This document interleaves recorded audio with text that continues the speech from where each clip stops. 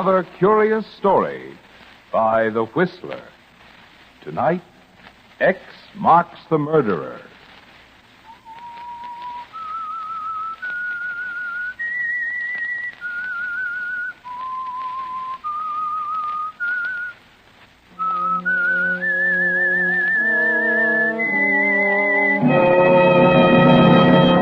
I am the Whistler, and I know many things, for I walk by night.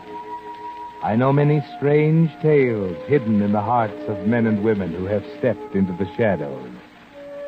Yes, I know the nameless terrors of which they dare not speak.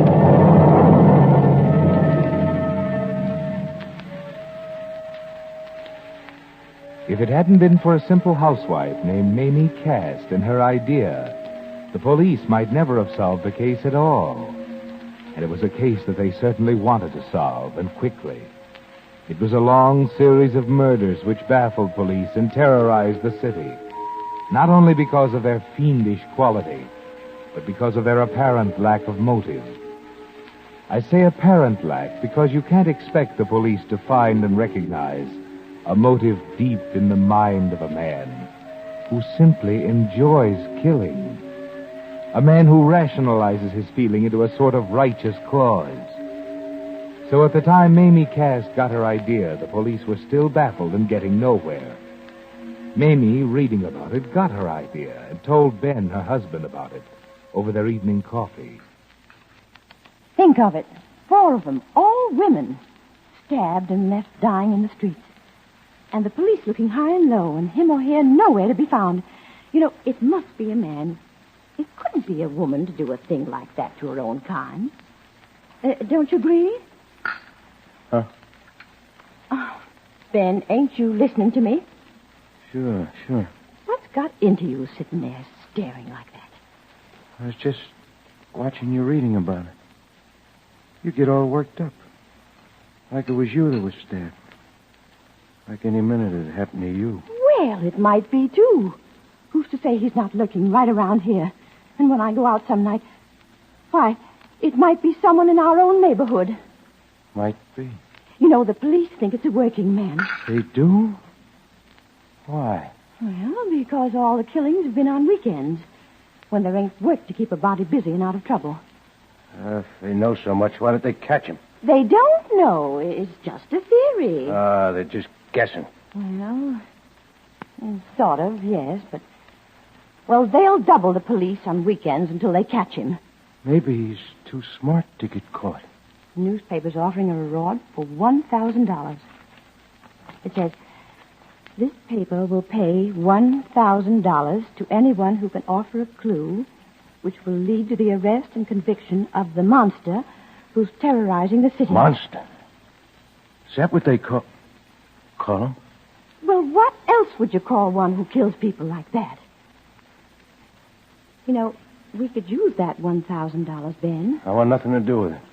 You wouldn't take $1,000 if all you had to do was to give the police an idea? I ain't got any idea. Well, I have. I've been working on it all day, and I'm going to send it to the police. You have? Yes. Where'd you get this idea? I ain't put any ideas in your head, have I? Where'd you get an idea? All you do is come home from work every morning and fall asleep. When you wake up, you sit in that chair all afternoon and evening till it's time to go to work again. Just sitting there and brooding. No, I gave myself this idea. You wouldn't want to tell me, would you? No. Why should I? I'm your husband. It ain't right to keep things from your husband. You keep things from me. No, I don't. What things? You don't always tell me where you go. Can't a man take a walk now and then without having to get his wife say so? What's your idea? Well, here, look. See this map of the city? Uh-huh.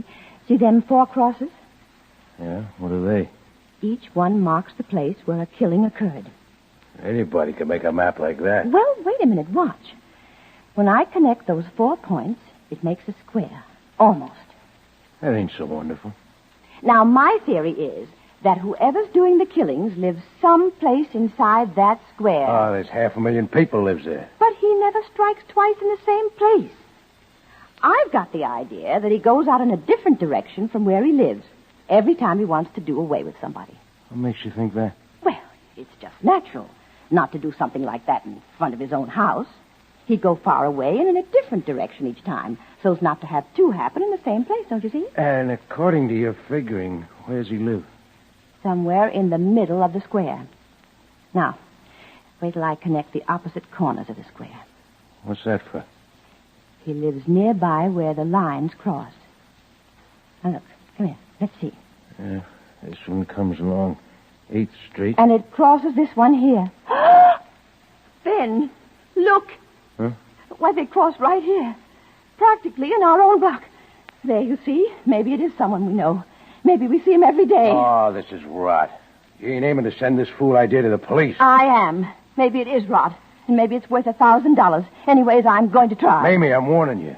Don't fool around with something that's none of your business. And why not? Got a feeling you might regret it.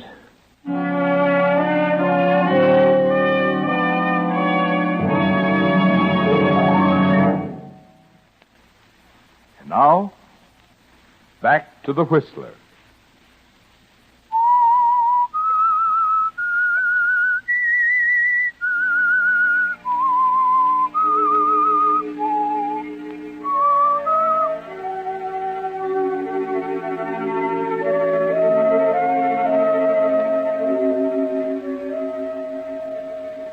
Yes, that was the beginning of the end of the atrocity murders that terrorized the city. Mamie Cast had an idea, and in spite of her husband Ben's objection, she sent it in to the police. That was on a Tuesday, and all day Wednesday she waited for somebody to call her. But of course they didn't. And that night, as a patrolman strolled down 8th Street,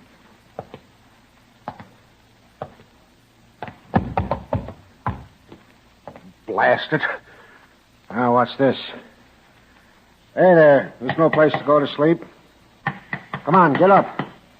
Come on, I'll get up. I'll give you a hand. Come on, up. You're cut. Hey, something wrong here. Mother in heaven. Another one.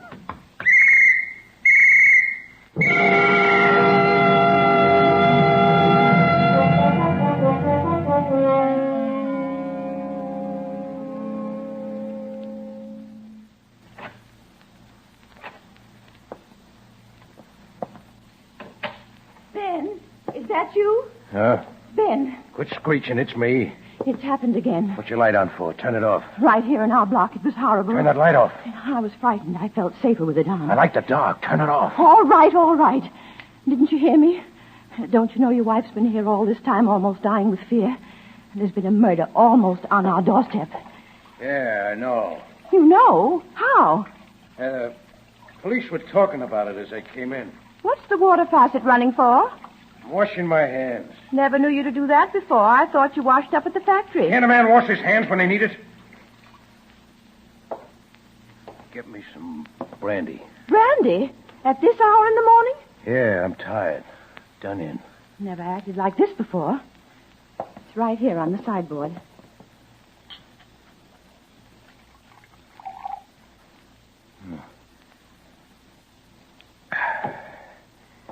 Yeah, it's better. Yeah, you better have some. I will have a drop. Now what do you think of your fine theory? This time it didn't happen on a weekend. I wondered why. All the others did. You said he lived in this block. Went far away in a different direction. Maybe you ain't so smart after all. You better stick to your dishes and housework and not dream about rewards. I'll dream if I want to. And if I get another idea, I won't tell you about it. I'm going to bed. Will you be coming? Pretty soon. I'll be along as soon as I wash my hands.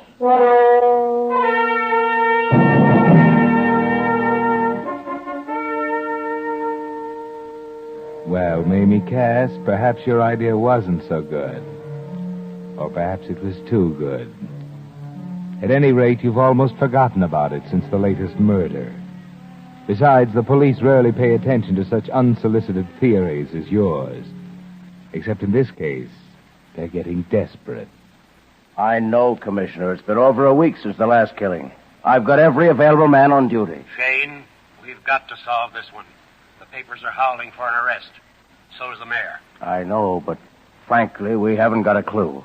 There's no motive, no connection between killings. It's pretty baffling. All we can hope is that somebody will come up with something. Now that the papers have increased the reward to $5,000. Well, Shane, do your best. Goodbye. Goodbye, sir. Sergeant Smith, Yes, Captain. anything in those letters? Oh, they're the usual. 6 people write confessions. As many more will say who's guilty if we'll pay the reward first. And every other convict in prison offers to catch the murderer if we'll set him free. By the time you read them, you'd swear there are more screwballs. Now, think carefully. Was there any one letter which you gave a second thought? Say one that you even started to show me, but then decided it wasn't worthwhile. Well, out of the whole pile, there was only one letter that made even an impression. Yes?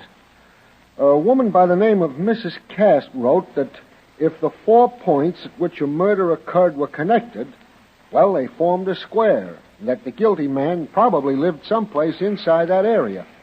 Everybody, including the police, noted that. It was suggested in the newspapers. Well, she narrowed it down to the place where 2 diagonals of the square intersected. X marks the spot. We arrest the man who lives at the point, and the X case is solved, huh? But here's what makes me remember the letter. It was dated the 23rd. And the next murder took place the next night within 100 feet of the point where the lines intersected. Yes, it's a coincidence. Leave the date on my desk, and I'll make a check when I can find the time.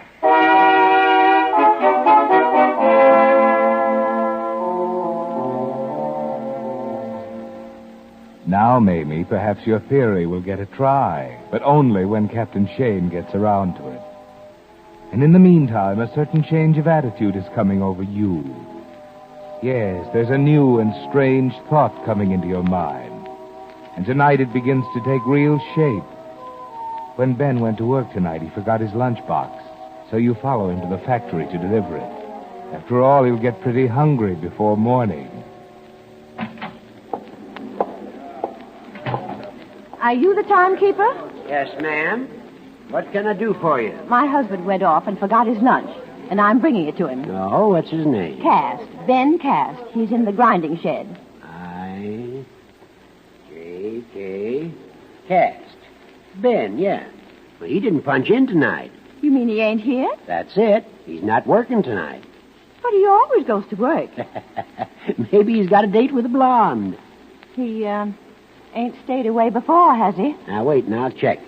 Ain't supposed to, but seeing you're his wife, I guess it's okay. No, he's pretty regular. Missed only once before this month. When was that? Last week. Wednesday 'twas. Last Wednesday. No, not Wednesday. Well, here's the card. Clock doesn't lie. Hey, what's the matter? You look pale. You ain't going to faint. Wednesday!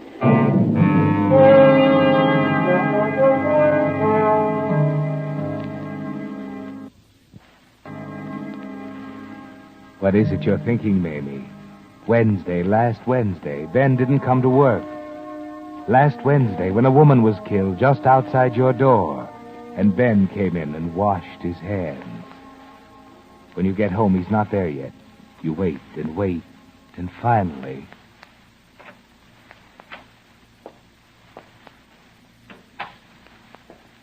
Ben. Huh? You still up? Yes. There's, been another? Yeah. Don't pester me with questions. I'm too tired. I won't, Ben. Oh, I left the brandy on the table for you. Yes, Mamie. Now you're beginning to understand. And now you know your plan was too good. Too good. But what about you, Ben? What are you thinking? Were you in too much of a daze to hear what Mamie was saying to you? Don't you see those looks she gives you the next day? Looks of fascinated horror? You don't even notice that she's frightened. It doesn't penetrate that she knows anything. That is, not till you go to work the next night. Yeah, sure. Hello, Ben. Oh? Well, I see you brought your lunch tonight. What do you mean? I could eat, don't I? Well, you forgot it last night. Your wife brought it down.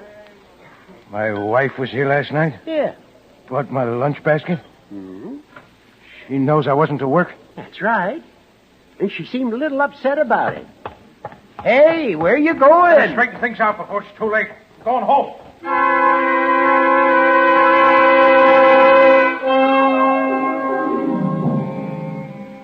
Yes, Ben, now you know.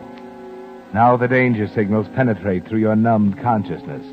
And you're going home to Mamie fast. Only as you climb the stairs, you realize someone is there before you. There are voices at your door. You shrink back in the shadows of the hall. Well, good night, Mrs. Cass. Good night. Sorry to have bothered you. I'm afraid your letter won't be of much help. Thanks for sending it in anyway. Good night. Good night. Oh, what do you think, Captain? I won't think anything now. I'll wait till we check her about her husband. She seemed frightened. Almost in a daze. Well, just can't blame her. First a murder nearby, and then the police calling on her.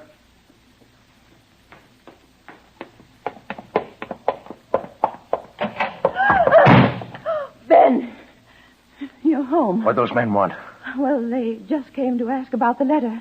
It doesn't mean a thing. They check up on all letters like that. You were right, Ben. The idea wasn't any good. They ask about me. Yes, but just what they call routine questions. What you did, where you worked, and how long we'd been married, and, things like that. You told them? Oh, yes, I had to. And did you tell them I didn't go to work last Wednesday? No, I didn't tell them that. You know, don't you, Mamie? No. You don't have to tell me where you were. I'm not asking you anything, Ben. How'd you know the other night when you asked me if there'd been another one? It was in the newspaper. Wasn't in the papers when you asked me. Then it wasn't in the papers when you told me. It's you.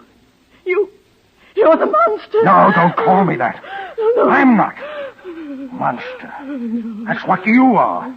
You, a woman who'd sell her husband for $1,000. I never said a word. You. Ben, please, put down that knife. You. I swear I'll never say a word. I'll never tell a soul. You've set the police on my trail. No. They'll go to the factory and find I wasn't at work.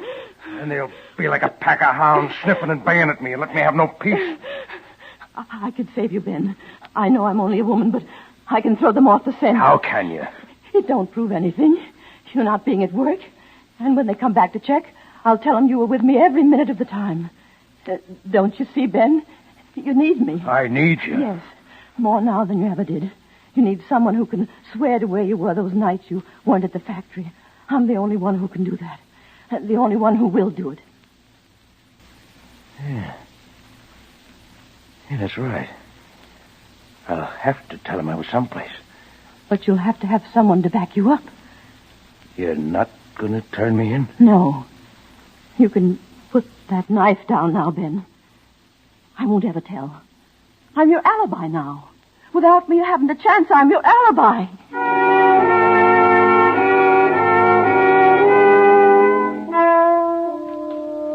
Yes, Ben, be careful. Mamie is your alibi, your only alibi. So be careful of her, very careful. Stay at home. Watch her closely.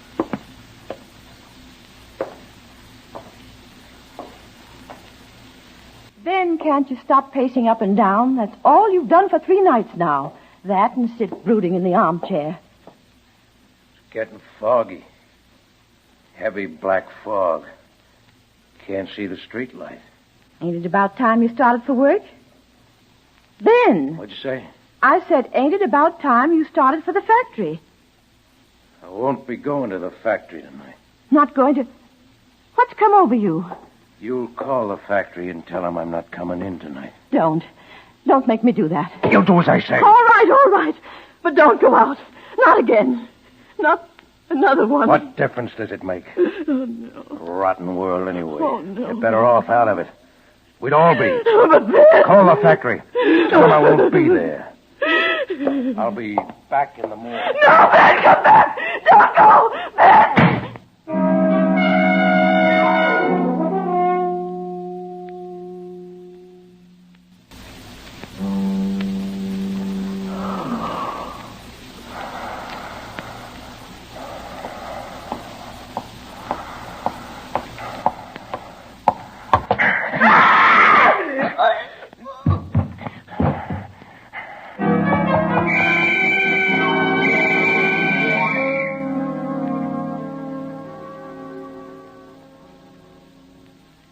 So the monster struck again. For the last time. You didn't know that, Ben, but it was for the last time. Yes, it might not have been if it hadn't been for Mamie's idea and her letter to the police, and the train of thought it started in the mind of Captain Shane of the Homicide Squad. You think we've got enough to make an arrest, Captain? Not yet. We've got nothing new. But I hope to after I've questioned him. Everyone knows what to do? Oh, yes, sir. We've even rehearsed like actors. Good. Then bring him in. Right in here, Mr. Cast. Sit down, Mr. Cass. Why am I here? My wife's waiting for me at home. She'll be frightened. I just stepped out for a few minutes. You told her you'd be right back? Yeah. Well, then, of course, she will be worried. I'll be as brief as possible, and you can go to her. Mr. Cast, we want you to help us. Me? Help the police? Well, these killings have us baffled. We thought you might be able to help us out. How? Your wife sent us a map. It was her theory that the guilty one lived near the point where the two lines crossed. Oh, yeah, I remember it. I told her there was no use bothering the police with it. You didn't think it strange when the next murder took place within 100 feet from that point? Oh, queer things happen. Right after she pointed out to you that 4 murders had occurred on weekends, the next one took place on Wednesday.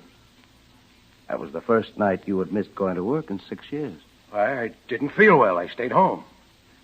A week later, on a Thursday, there was another murder.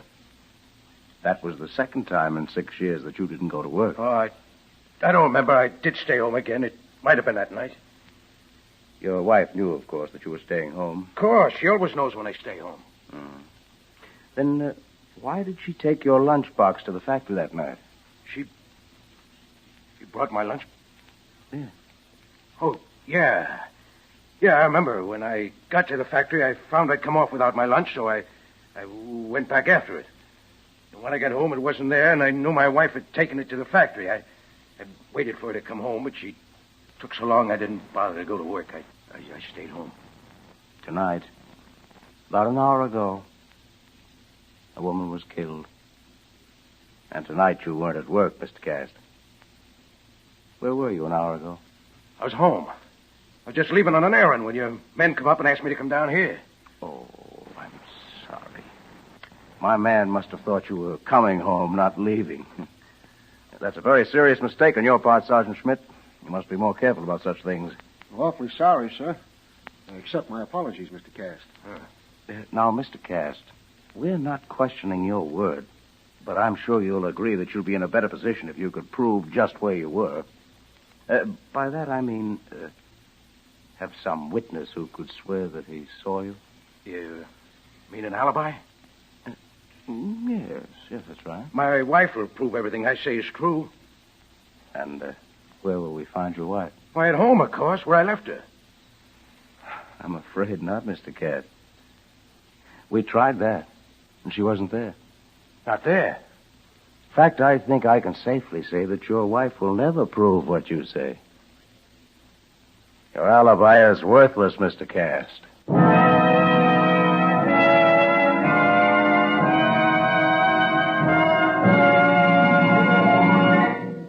The Whistler will return in just a moment with a strange ending to tonight's story. And now, back to the Whistler.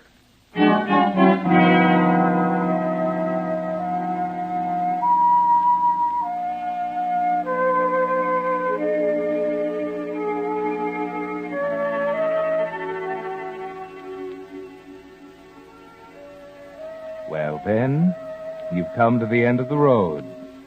Captain Shane says your alibi is worthless. You can't understand it because you were so sure that Mamie would stand by you. But you're trying to get it through your dull consciousness as the captain explains it to you. You see, Mr. Cast, when I talked to your wife, I was struck by the fact that she was so frightened. Much too frightened. When I checked up on you and found out about your absence from work, I began to understand why. She was afraid of you. Me? But Mamie was... I came back again to check with her. You came back? While you were at work. She swore you had been at home with her, but she was even more frightened. Then I knew that she not only feared you, but loved you enough to protect you. And I knew that unless she broke down and helped us, we'd never be able to prove that you were the guilty man. Me? Well, I don't know what you mean. I think you do, Mr. Cast. And I think now that we can prove it. Now that your alibi is gone. What have you done to Mamie? Where is she? Right outside, Mr. Cast. Sergeant, bring in Mrs. Cast. Yes, sir.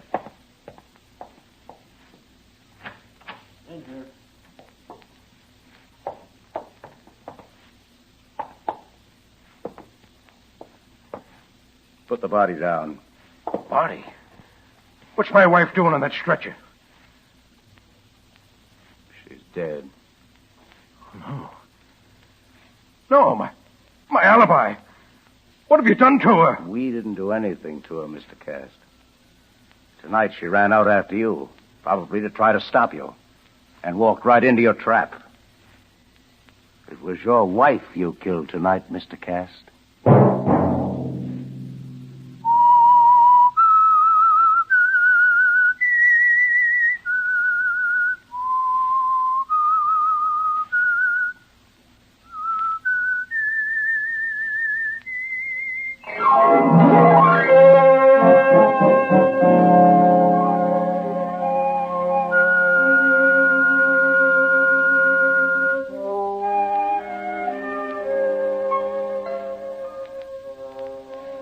Next Monday at 9 o'clock, The Whistler will bring you another strange tale.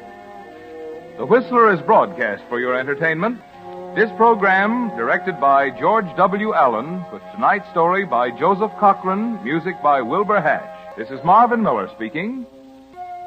This is CBS, the Columbia Broadcasting System.